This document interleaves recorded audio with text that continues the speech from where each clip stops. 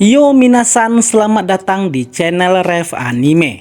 Pada video kali ini kita akan membahas lanjutan spoiler manga One Piece chapter 1146 yang dimana pertarungan akhirnya pecah di Elbaf.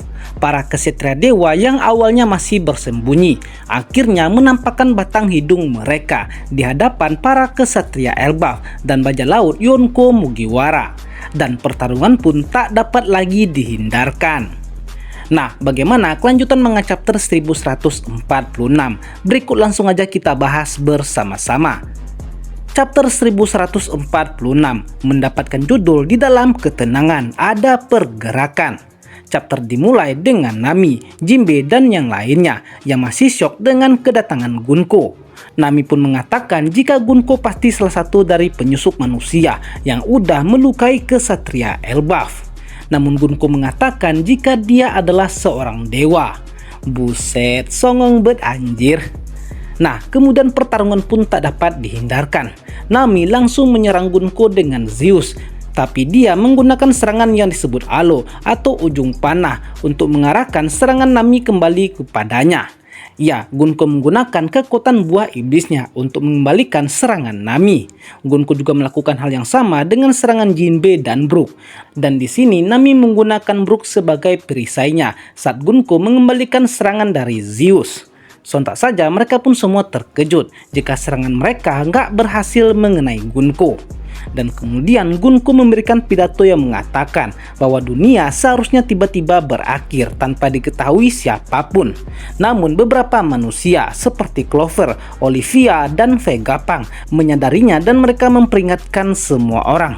Sekarang setelah semua orang tahu, perang besar yang akan menelan seluruh dunia di dalamnya akan segera terjadi. Dan ketika itu terjadi, tentu saja perlu dipertimbangkan pertanyaan tentang siapa yang akan diikuti oleh para raksasa. Nah, kemudian berpindah ke dunia bawah tempat Luffy berada.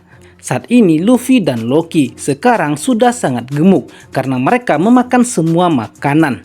Mereka benar-benar membengkak seperti balon. Dan Loki perlahan-lahan berlangsung pulih dengan sangat cepat. Buset, udah jadi besti aja cok. Padahal Elbaf lagi situasi genting. Mereka malah mukbang ampe jadi balon.